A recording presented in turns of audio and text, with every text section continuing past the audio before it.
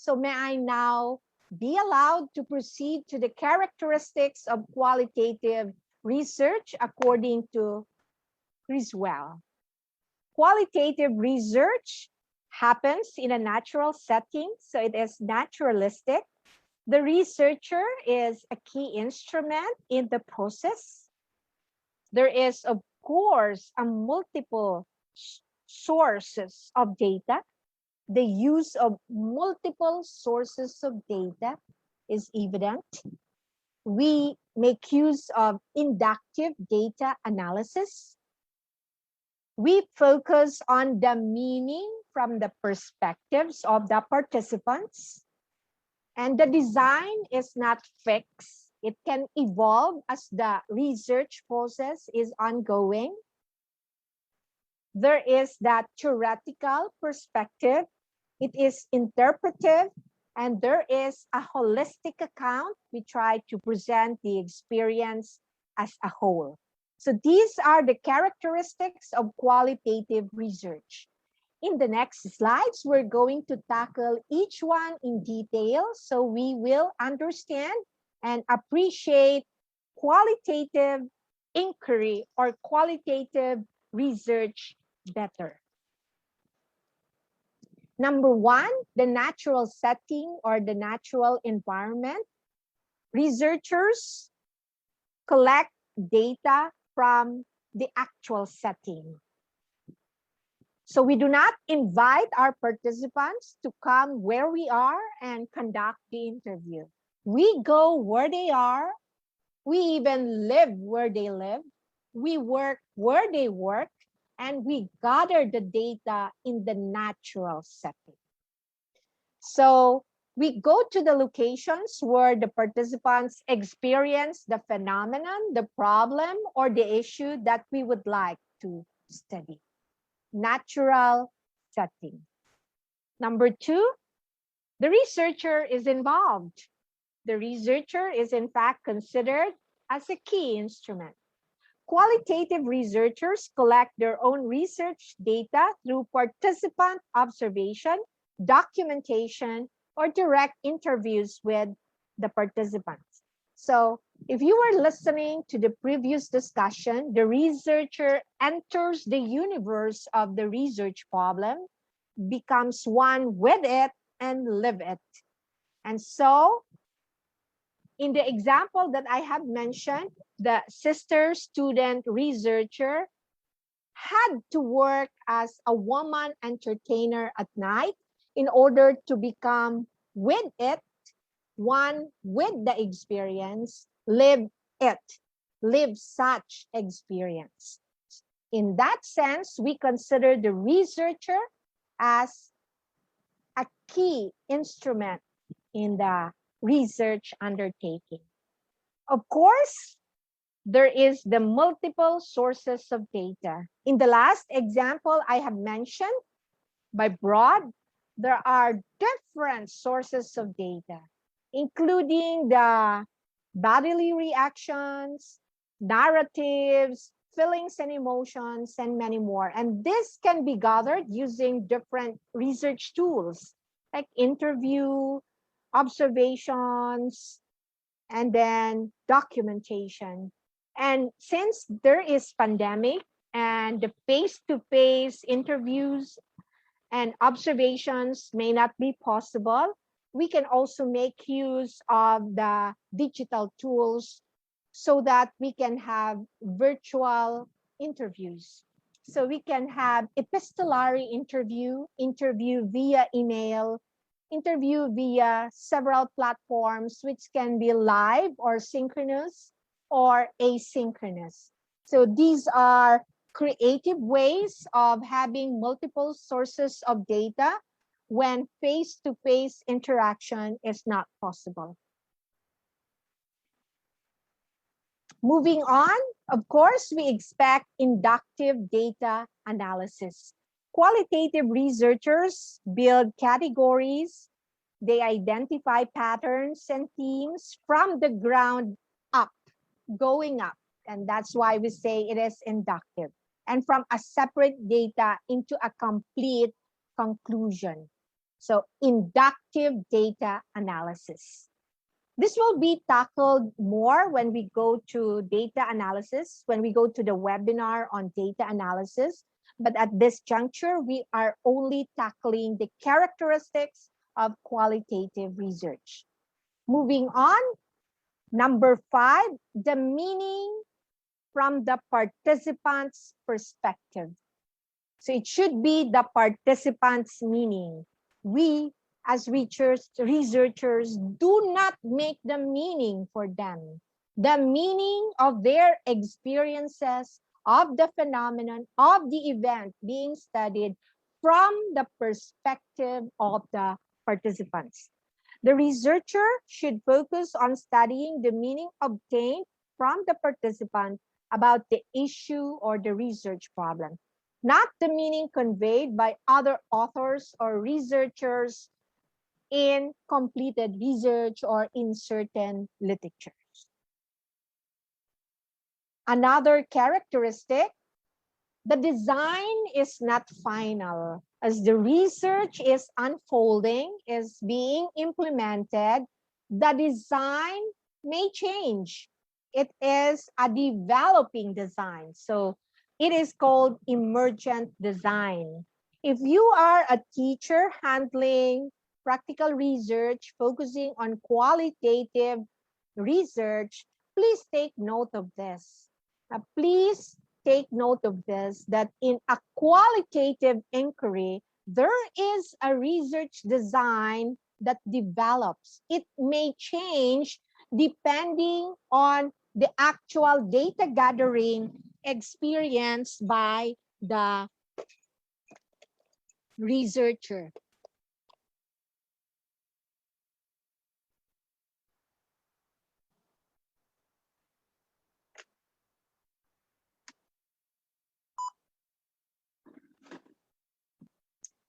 My apology, my laptop is low bat. May I be excused for a second to charge it?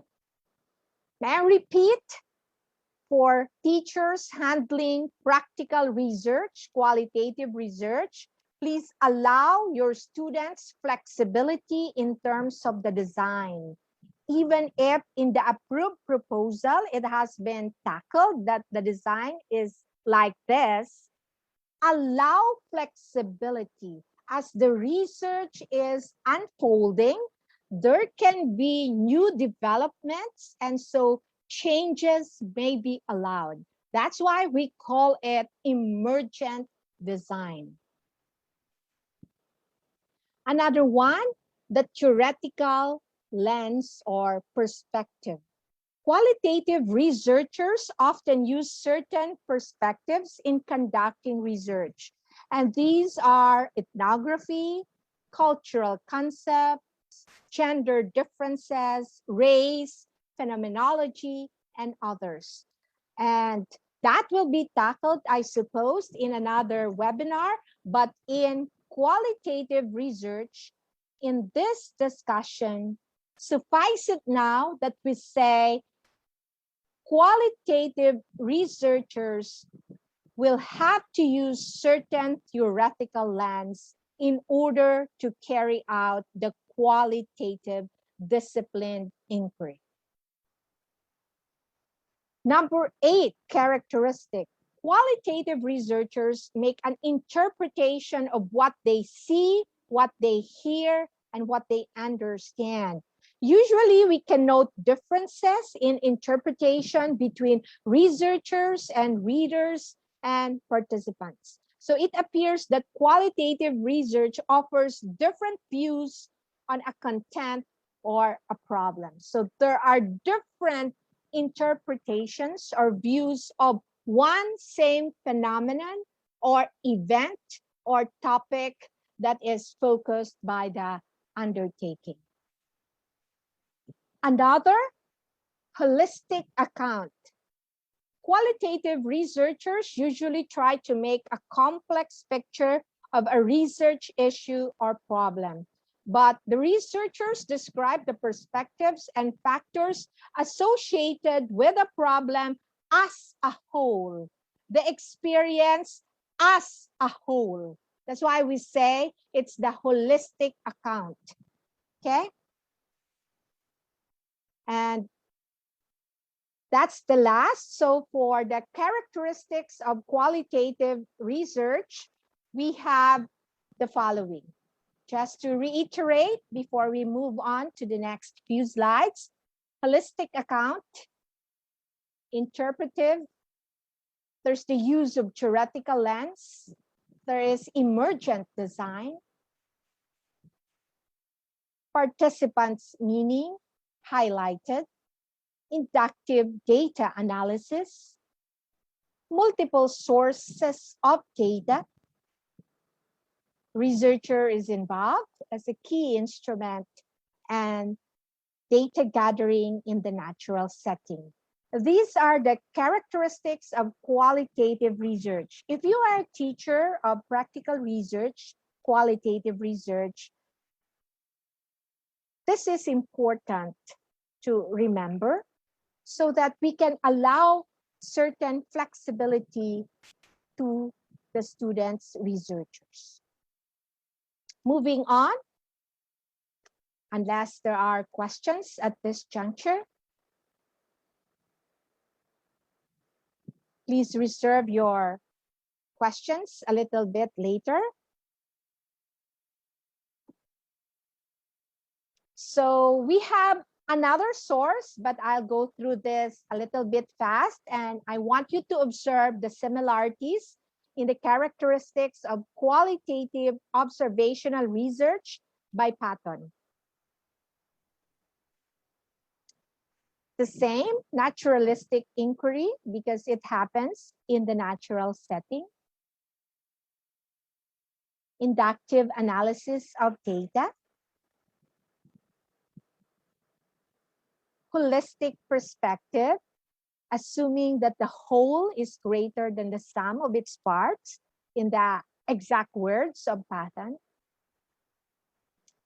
Oh, there's the personal contact and insight. The researcher is responsible for becoming a part of a group to get a more in-depth study. This characteristic is related to the second characteristic mentioned earlier, wherein the researcher is a key instrument in the research. Dynamic system, so there is the emergent design as mentioned by the previous author, and here Patton calls it as the dynamic system. Qualitative observational research is not concerned with having a straightforward right or wrong answer. Change in a study is common because the researcher is not concerned with finding only one answer. Hence, there is the so-called dynamic systems involved in qualitative observational research. There's a unique case in orientation. Researchers should remember that every study is unique and special and deserves in-depth attention. Context sensitivity. Researchers must realize the different variables, such as values and beliefs, that influence cultural behaviors. It is important for the researcher to be sensitive to the context where the participants are. Empathic neutrality. Well, ideally, we researchers should be non-judgmental because complete neutrality is impossible to attain. This is actually the controversial aspect of qualitative disciplined inquiry. But ideally, we should be suspending our biases and we should be non-judgmental at all. But there can be incidents when the researcher, the principal inquirer, becomes emotionally attached to the topic or emotionally connected to the participants. So neutrality may be in question, therefore. But ideally, we have to be non-judgmental when compiling our findings and results. This is similar to the previous one, which we call emergent design. In this slide, it is called design flexibility. The researchers can continue to do research on other topics or questions that emerge from initial research.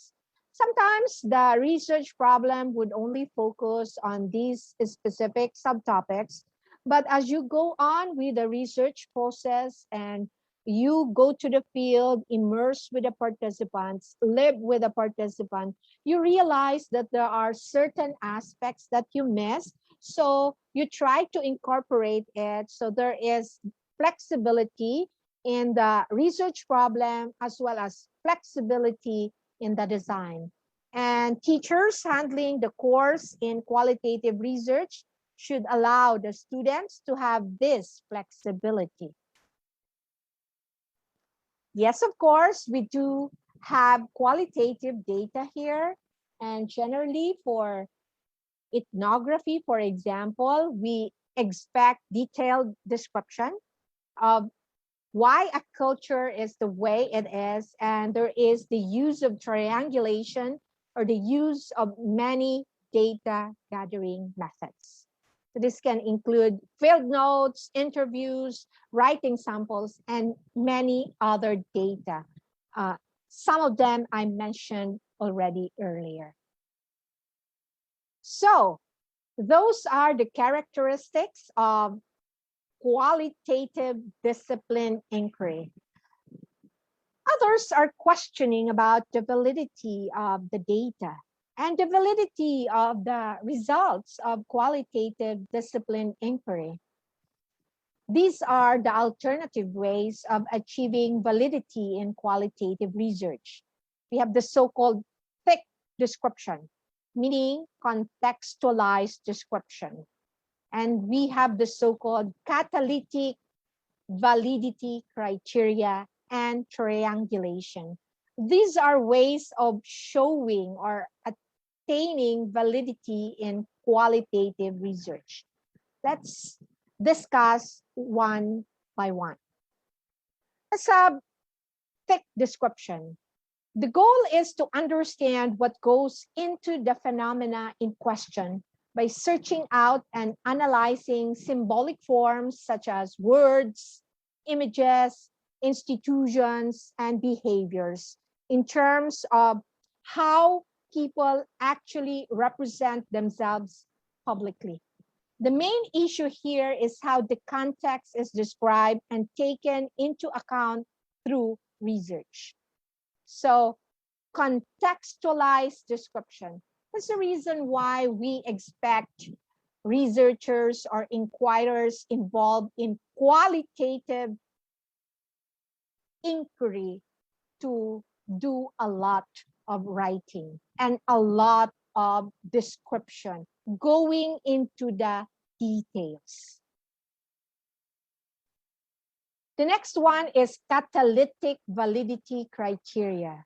Catalytic validity directs us to the possibility of research moving to help those research so as to transform their world and their experiences. If you recall, in the previous slides, I talked about the goal of the inquiry is not only to gather information, but to have transformation. Transformation in the researcher himself or herself, and transformation among those research. So the undertaking will be able to help in one way or another, directly or indirectly, transform a certain aspect of the life of those involved in the qualitative inquiry. And triangulation, referring to the multi-method focus of the research. It means the use of multiple methods in order to gain greater rigor and more in-depth understanding of the issues or phenomena in question. Triangulation adds to the overall richness of the research and provides a much more varied set of data as compared with the use of one single method.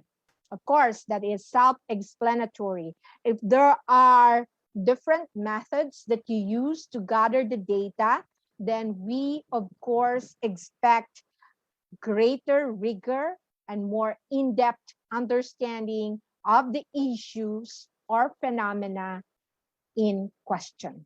So these are the three alternative ways of attaining validity in qualitative disciplined inquiry. Now let's go to the research problem. Time check, so we can manage our time properly. It's 10:48. I will be able to finish my lecture on time. What are the sources of research problems, specifically for qualitative research? I was able to get two from existing references. Hubbard and Power, as cited by Dana and Hoppe, said real-world observation in dilemmas. That's self-explanatory. And in this time of the pandemic, we have several real-world, reality-based observation in dilemmas. You don't need to look far to have a source for your possible research topic. I understand in the Mentimeter, this is the first one that you'd like to address to be able to identify possible research topics. Do not look far. There are real-world observation and dilemmas just in front of you. And another one, Sherman and Webb said felt difficulties. The felt difficulties are good sources of research problem. But of course, I will give you some other sources of research problem which you may not have considered before as possible sources of research problem, but I tell you that they are good sources for possible research problem. Experiences of people are good sources of possible topic of research problem in qualitative inquiry. I remember I helped someone with the qualitative research problem of students in high school, and we looked into the experiences of street vendors. Another one, I remember I edited a paper that tackled the experiences of abused women. Abused women who are in center at that moment. So they moved out of the house already and they are staying in a center in order to recover. In the beginning, the case study involved 5 abused women. When the study was completed, there were only 2 women who voluntarily participated in the research undertaking until the end. So experiences, narratives or stories. Stories of ordinary people can be good sources for research problem in qualitative inquiry. Example, the story of a street cleaner,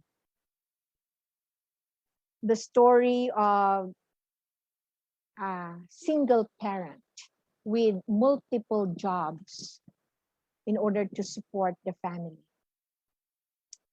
The story of a single mother who is a college student.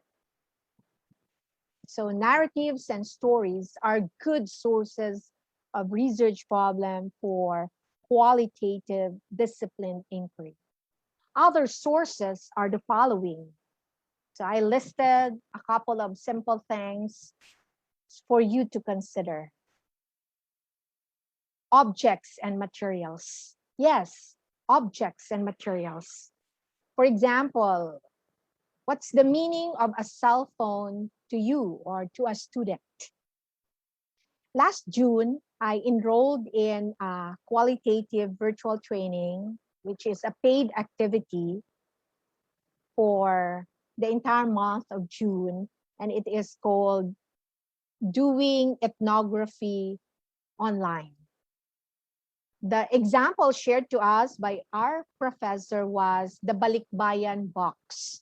What is the meaning of a balikbayan box to the overseas Filipino workers as well as to their families receiving the balikbayan box? To be able to explore that object, the researcher immersed for 1 whole year in Hong Kong with the overseas Filipino workers. He was able to complete the study prior to the pandemic. So object can be a source of a research problem. So today, what is a common material or object available to us, students, teachers, and parents? Maybe the module. What is the meaning of a module to you? You can also consider your interactions with different people as a possible source of topic for a qualitative disciplined inquiry. Take a look at the interaction of, say, a teacher to a learner during the pandemic in a flexible learning modality, or the interaction of teachers with the stakeholders like the parents. Maybe you would like to explore the kind of relationship that they have and the kind of interactions that they have and the meaning that they attach to such interactions. Or you can also consider events. What's the meaning of an event? What is its significance to the people? For example, the festival or the festival in your city or in your province and religious practices in your village or community. For example, Santa Cruzan, Padasal, other events or practices that you observe in the community. Or you can take a look at the process. For example, take a look at the process, how a teacher mentors student researchers, how teachers mentor their co-teachers, process, and many other processes that you observe in your workplace or in your community or in the local government unit that you'd like to look into. So that can be a possible source of research problem for qualitative disciplined inquiry. And of course, persons. Persons are amazing sources of research problem. So maybe you can take a look at the life of a garbage collector. I was a bit interested to look into the life of a troll, but I know it's kind of dangerous. I met a former student who is not working as a teacher and who admitted to me that he is working in that manner. So interesting person. Or you can take a look at the people that you encounter in your community or in your school or in your workplace. These are interesting persons and these can be possible sources of a research problem. You try to observe and try to have preliminary information, try to observe and immerse and find out whether it would be good for a research problem in a qualitative inquiry. You can also explore feelings, anger. What's the meaning of anger? What's the meaning of hiya today? Mayroon pa bang hiya ngayon? The concept of hiya among Filipinos. the concept of galit among Filipinos, or the concept of love. What is the concept of love now in the times of the pandemic?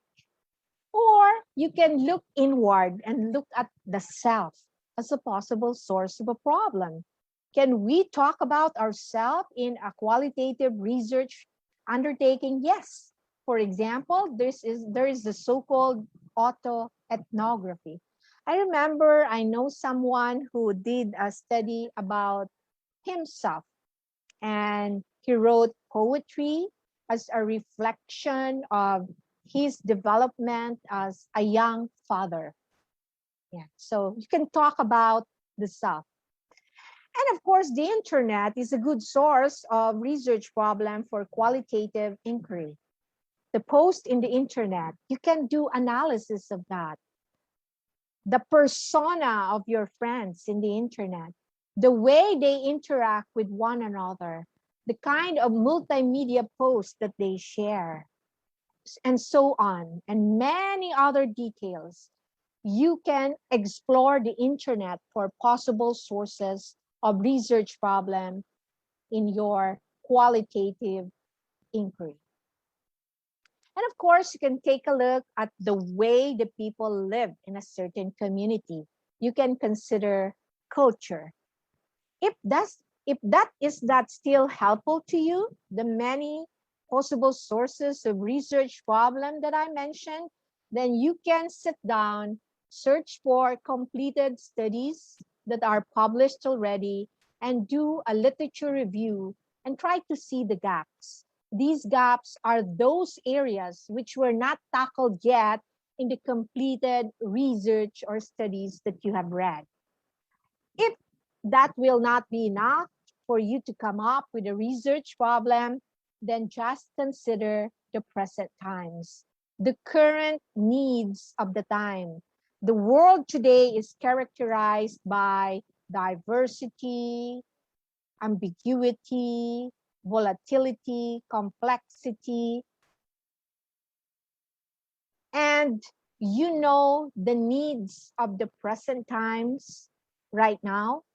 These can be sources of research problem.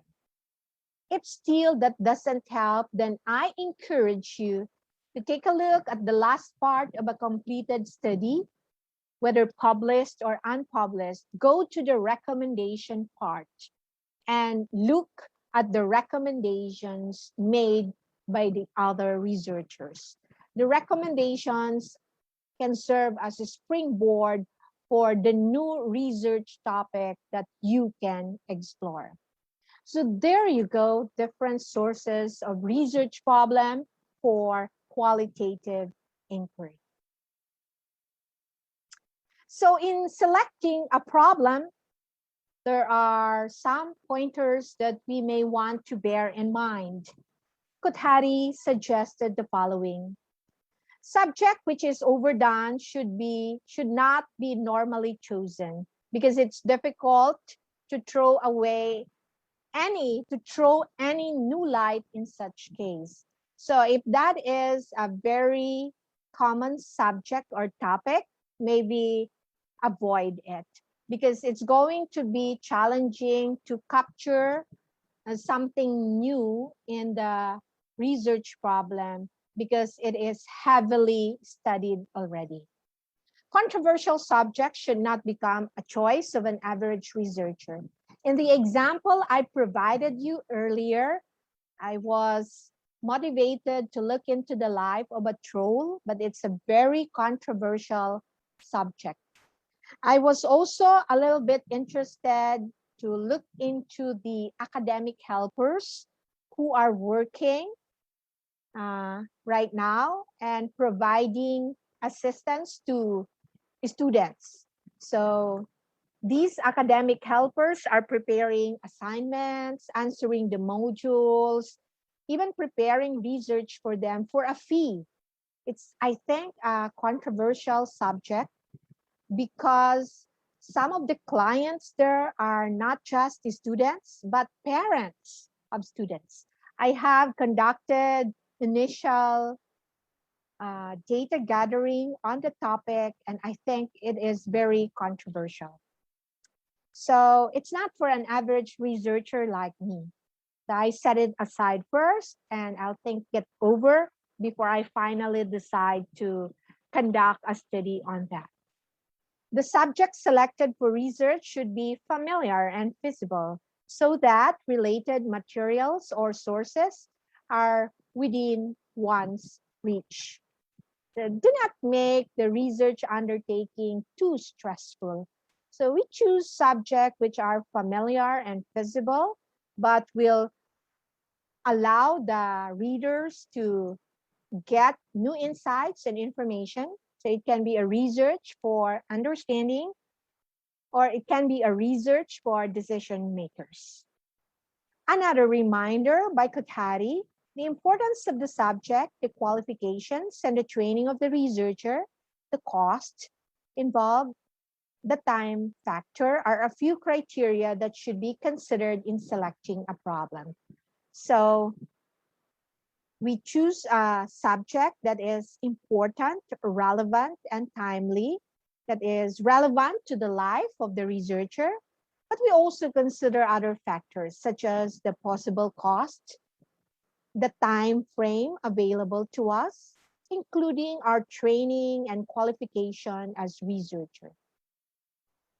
So if you are referring to the students, then we expect that the kind of research topics we expect from them should be aligned to the kind of training that we provide them in the practical research class or course.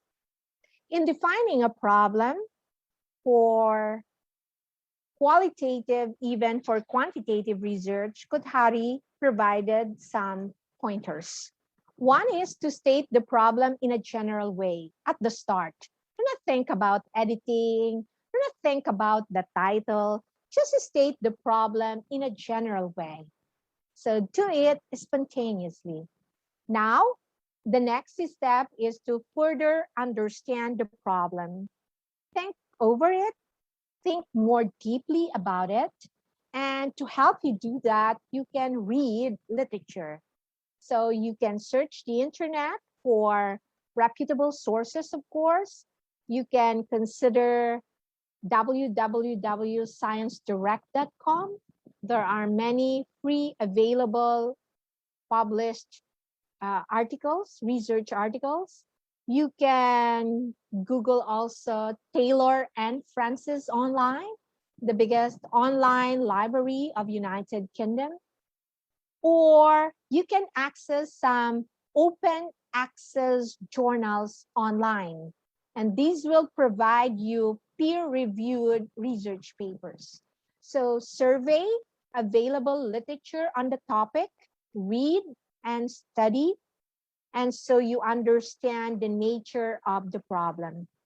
And then after that, it would be good to have discussion with your co-inquirers or group mates, or even your teacher if you are a student, or your colleagues if you are a teacher trying to do a study. Try to study the problem that you have drafted, and then engage in deep discussion, and then tackle it from different perspectives. And after such discussion, you will now be ready to rephrase the research problem. Now, please take note that in qualitative disciplined inquiry, flexibility is allowed. So, although you have revised the research problem, when you are implementing the study already, you can encounter some data and experiences that will encourage you to revisit your problem, take a look at it once again, and probably do some revisions in the light of the experiences and data, initial data that you have gathered. So those are some pointers that we can consider in selecting a research problem and in defining a problem for a qualitative study. I think the lecture ends there, and my time is 11:08, enough to have a short workshop for our teacher participants inside the Zoom room. So let us try formulating sample research questions. I listed some words that you can consider in formulating research questions. The following are some words that came to mind when I was preparing the presentation. Pandemic fatigue, which I mentioned already earlier when I was discussing certain subtopics in the lecture. Frontliners, pandemials, cell phone, school, learner, learning time, rest mode. Rest mode came to me because for some time I looked at it as a form of luxury for me, and it may be true for many other people also. Connection. What is connection during the pandemic? How is this done? What meaning do we attach to it? What experiences related to connection do we have? What's the meaning of a module? How do we describe it? What is its significance to the life of a learner? What is a module to a parent assisting or trying to assist a learner? And of course, what is Netflix to you during the times of the pandemic? Or what is your concept or notion of a classroom?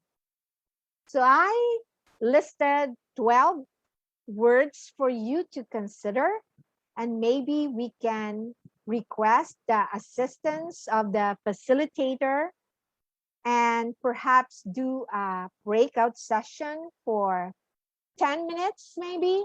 It's really up to you. But it would be interesting that we explore these words in formulating sample research questions. We will go to that, but allow me to end here. So I'd like to summarize salient points or takeaways for qualitative disciplined inquiry. Take note, when I speak of inquiry, I consider it research because I refer to it as disciplined inquiry. There is a focus on descriptions and meanings. We also give emphasis to the experiential component of knowledge, participation, and observation. The data are not collected on human subjects, but the data are collected with human co-researchers, co-inquirers, and theory follows data collection rather than theory driving the data collection process. The data are collected in the natural setting. So these are salient takeaways that we have to make sure we remember at all times. And so we will be more confident teachers of practical research, qualitative research, or that when we engage in qualitative disciplined inquiry, we are reminded by these salient takeaways. And so we will be able to conduct our qualitative research inquiry more confidently. So you see, research is a journey of disciplined inquiry. That is a different idea that I propose to you, dear teachers and students. Probably a little different from the common idea that we can get from the video lessons available in YouTube regarding the differentiation of inquiry and research. In this lecture, I would like to emphasize that research is a journey of disciplined inquiry, and being a teacher of research and being a student of research subject is a journey of disciplined inquiry. I wish you all a happy journey as you continue to become inquirers and co-inquirers on topics that are important to you and important to the community and society at large. Some of the references that I consulted are available here so you can read further. Thank you all for listening. It has been a great morning being of service to you. If there are any questions, I will be available also.